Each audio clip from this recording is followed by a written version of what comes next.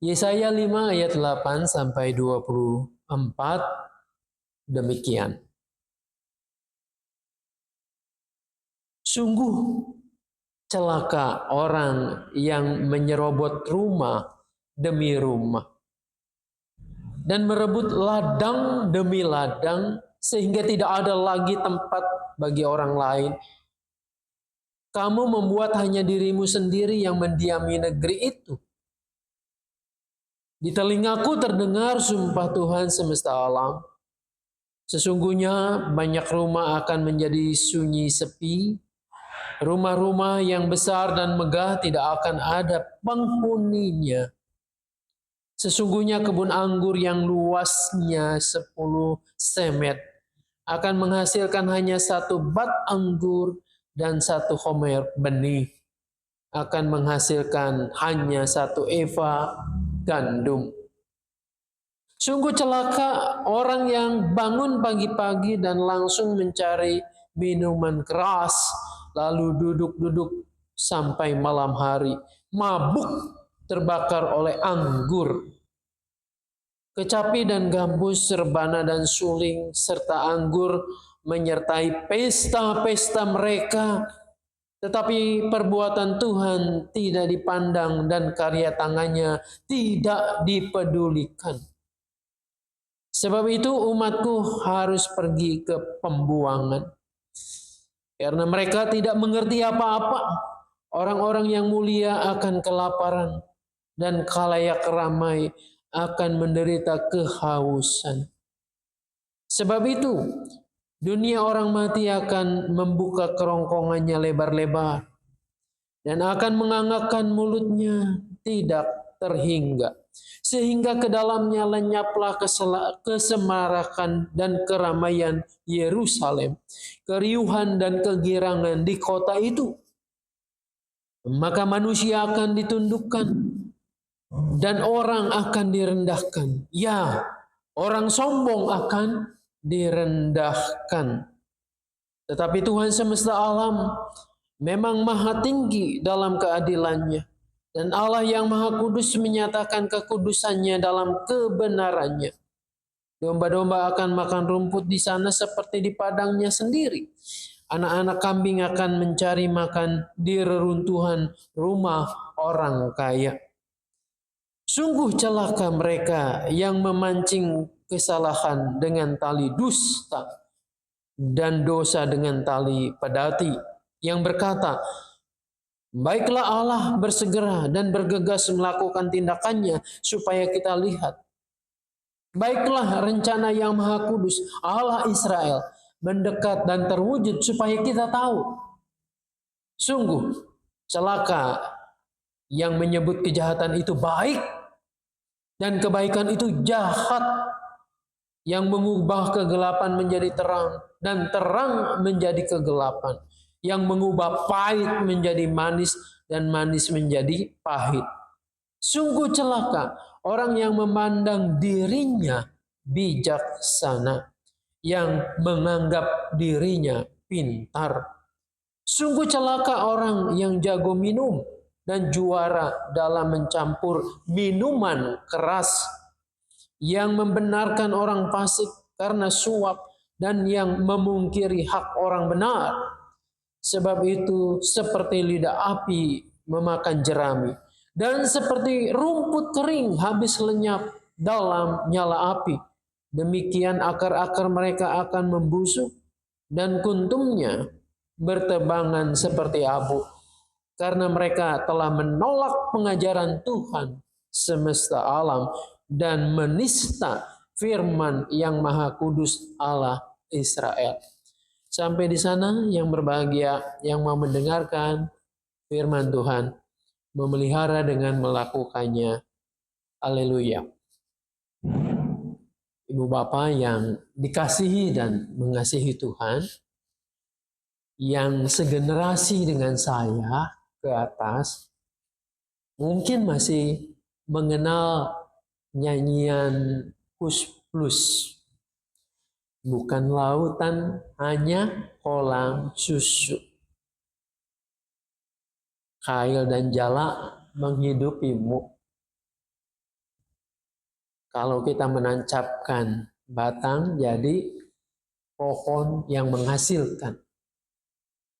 Indahnya negeri Indonesia, kaya, makmur, subur.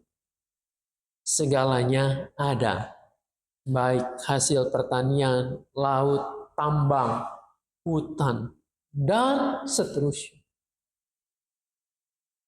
Tapi kenapa justru di tengah kekayaan yang melimpah ruah ini, kita masih hidup sebagai negara yang berusaha berjuang untuk mengatasi kemiskinan. Belakangan kita melihat ada begitu banyak hal yang diselewengkan. Ada begitu banyak tindakan kerakusan. Tindakan-tindakan tamak dari orang yang punya kesempatan, yang berkuasa, yang memegang kendali. Bukan untuk memakmurkan negeri, tetapi justru untuk memperkaya diri sendiri. Akibatnya kita tahu, kita adalah negara yang berhutang, yang kemiskinan harus diatasi dengan susah payah. Padahal negeri ini adalah negeri yang kaya raya. Saudara-saudara, Israel demikian. Ketika Tuhan menghantarkan mereka dari negeri perbudakan di Mesir menuju negeri perjanjian yang dulu diceritakan berlimpah susu dan madunya. Negeri yang kaya. Namun yang terjadi justru sebaliknya. Penderitaan demi penderitaan yang dialami sampai pada zaman Nabi Yesaya yang ayatnya kita baca. Yesaya pasal 5. Kalau kita membacanya dari awal, ayat pertama sampai dengan ayat yang ke-7 itu, ada nyanyian yang sangat terkenal, yaitu nyanyian tentang kebun anggur. Nyanyian ini terkenal bukan karena menggambarkan kemakmuran kebun anggur negeri itu, bukan. Tapi justru kebalikannya. Nyanyian kebun anggur adalah nyanyian pilu, nyanyian ratapan, nyanyian yang penuh penderitaan, yang penuh dengan penyesalan. Tuhan bagaikan manusia yang menyesal, sudah melakukan segala upaya untuk umat Tuhan itu hidup dalam damai sejahtera, hidup menjadi berkat, taat kepada Tuhan. Tapi justru yang ada sebaliknya. Ibarat pohon anggur, mereka menghasilkan buah yang asam, buah yang sama sekali tidak berkualitas. Buah yang mengecewakan. Yang diharapkan keadilan, yang diharapkan adalah mencari kebenaran, mewujud nyatakan damai sejahtera. Justru yang terjadi adalah kebalikannya. Penindasan, ketidakadilan, pelanggaran moral, dan dosa-dosa yang luar biasa yang diperlihatkan oleh umat itu. Kini ayat yang kita baca ini menceritakan apa akibatnya. Ketika umat ini seharusnya mengerjakan yang baik, yang benar, yang adil. Tapi justru sebaliknya, maka yang ada adalah ada 6 celaka yang harus ditanggung oleh umat itu. 6 celaka ini adalah akibat dari dosa-dosa yang dilakukan oleh umat itu. Yang pertama kalau kita baca ayat 8 sampai dengan ayat 10. Di situ menggambarkan adanya ketamakan dan perampasan tanah. Penguasa seenaknya menguasai tanah. Padahal tanah pusaka yang dibagikan kepada setiap suku Israel itu sudah demikian cermatnya. Dijual pun tidak boleh. Tapi yang ada adalah justru yang kuat merampas. Karena ketamakan terhadap harta benda ini. Bukankah gambaran dulu ini juga terus terulang terjadi? Manusia tamak dan serak. Tuhan menegur, celakalah manusia yang seperti ini karena tidak akan pernah dipuaskan. Bahkan justru yang terjadi adalah kebalikannya. Ia akan merasakan hukuman dari Tuhan. Lalu yang kedua. Yang kedua lanjutan dari ini adalah tentang pesta pora dan mabuk-mabukan. Digambarkan dalam ayat 11, ayat 12. Oleh karena mereka berlimpah kekayaan hasil penindasan itu, mereka bisa berpesta pora. Mereka bisa membeli minuman-minuman keras, anggur-anggur yang memabukkan itu. Disangkanya disitulah mereka akan menemukan kesenangan, menemukan kebahagiaan. Mereka lupa diri, mereka mabuk dengan anggur dan mereka terus-menerus pesta pora di atas penderitaan rakyatnya yang miskin itu. Lalu yang ketiga adalah ayat 13 sampai 17 menggambarkan hukuman pembuangan dan kebinasaan. Jika ini terjadi dan dibiarkan terus-menerus, maka umat itu akan mengalami pembuangan dan kebinasaan. Jika kehidupan dosa terus-menerus terjadi, ketidakadilan sosial terus dilakukan, penindasan dia, lalu pesta pora menjadi sebuah pujaan, impian yang harus dilakukan. Ingatlah, Nabi ini juga mengingatkan bahwa pembuangan, kebinasaan tinggal menunggu waktunya saja. Lalu di tengah-tengah itu yang keempat, Nabi juga mengingatkan tentang dosa-dosa yang mereka lakukan, yaitu dosa yang menantang Allah. Mereka seolah-olah tidak takut dan mempermainkan Allah. Seolah-olah ditanya, mereka bertanya, di manakah Allah itu? Di manakah firman-Nya? Di manakah kebenarannya? Mereka hanya melihat apa yang menyenangkan. Barangkali kita harus juga waspada ketika kita semakin terseret kepada modernitas, pertumbuhan ekonomi, mengejar kemakmuran, lalu kita lupa terhadap apa yang dipesankan oleh Tuhan.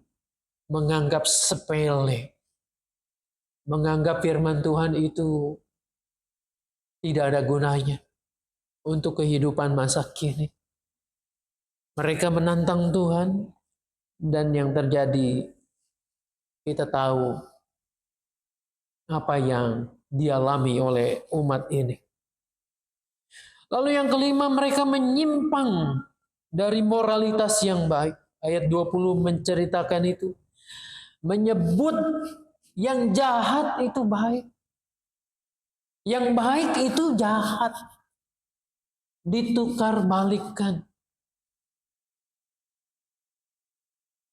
Kita harus waspada, harus berhati-hati pada saat ini yang orang mengenalnya sebagai kebenaran post-truth. Apa yang dianggap benar itu pada saat ini adalah opini-opini yang terus-menerus orang mengatakannya. Orang menceritakannya. Bahwa yang benar ini adalah seperti ini. Fakta dan data disingkirkan saja. Akibatnya yang terjadi adalah manusia digiring untuk mengatakan yang jahat itu baik. Tetapi yang baik itu jahat. Dunia diputar balikan. Keadilan juga demikian. Kita sedih kalau banyak orang yang memperjuangkan keadilan. Justru di sana mereka menangis pilu. Di depan pengadilan mereka tidak mendapatkannya. Oleh karena lihainya bibir manusia memutar balikan apa yang jahat menjadi baik dan yang baik dipandangnya sebagai yang jahat. Dan yang keenam, kata-kata celaka ini ayat-ayat yang terakhir tadi, yaitu kesombongan, kebanggaan diri yang berlebihan, merasa diri pandai sehingga menjadi orang-orang yang arogan. Di sana juga digambarkan praktek korupsi, hukum dan keadilan masih terus dilakukan. Nah, Bapak Ibu yang dikasihi dan mengasihi Tuhan. Dulu betapa sayangnya Tuhan kepada umat ini. Sehingga mereka dibebaskan dari perbudakan. Untuk mengalami damai sejahtera di negeri perjanjian. Namun yang diharapkan oleh Tuhan tidak seperti itu. Menanam kebun anggur yang diharapkan hasil yang baik. Panen yang melimpah. Air anggur yang berkualitas. Tapi yang didapatinya adalah panenan yang jelek. Air anggur yang masam. Sama sekali tidak berkualitas. Tidak ada gunanya. Maka Tuhan tidak sayang-sayang ini terhadap umat yang namanya umat pilihan itu. Mereka dihukum, mereka dibuang. Apa jadinya dengan kita? Dengan bangsa Indonesia ini? Kalau terus-menerus melakukan tindakan-tindakan yang tidak benar. Mempraktekkan ketidakadilan.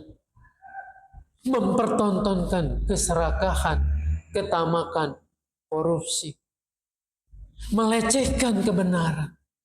Menganggap sepi firman Tuhan. Kita sudah tahu ujungnya kemana bangsa ini. Umat Allah saja. Tuhan tidak segan-segan untuk menghukum, bahkan mengatakan celakalah. Apalagi kita. Disinilah sebagai bangsa kita harus bertobat. Dari apa yang kita anggap benar mungkin saat ini. Bersungguh-sungguh berbalik dan bertanya, apakah yang kami lakukan benar? Apakah menjunjung tinggi nilai-nilai kemanusiaan yang Tuhan ciptakan segambar dengan dirinya? Yang oleh Mazmur 8 tadi kita baca. Kita diciptakan hampir serupa dengan Allah. Keserupaan itu apakah membuat kita hidup lebih adil seperti Allah yang adil? Lebih mengasihi seperti Allah yang mengasihi? lebih memelihara seperti Allah yang memelihara dan merawat ciptaan ini. Pertanyaan ini harus terus-menerus ada di dalam diri kita. Dalam setiap kita melakukan tindakan. Tindakan sekecil apapun, baik di rumah, di gereja, maupun di tempat-tempat kita bergaul. Apakah di situ kita memperagakan, mempraktikkan apa yang Tuhan kehendaki?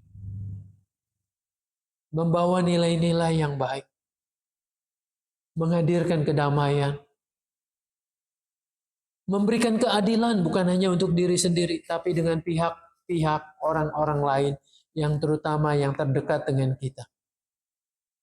Kalau kita mulai dari hal-hal yang seperti ini, maka saya percaya kita tidak hanya sedang menyelamatkan diri sendiri, tetapi sebuah komunitas, sebuah bangsa. Kita jangan hanya pandai untuk mencela, untuk menyesali keadaan seperti ini. Tapi marilah, seperti ada pepatah mengatakan, jangan kita mengutuki kegelapan. Nyalakanlah lilin, meskipun terangnya kecil. Tapi biarlah ia bersinar, menerangi apa yang gelap. Hidup Anda dan saya, Tuhan sudah titipkan di negeri ini, di bangsa yang korup ini.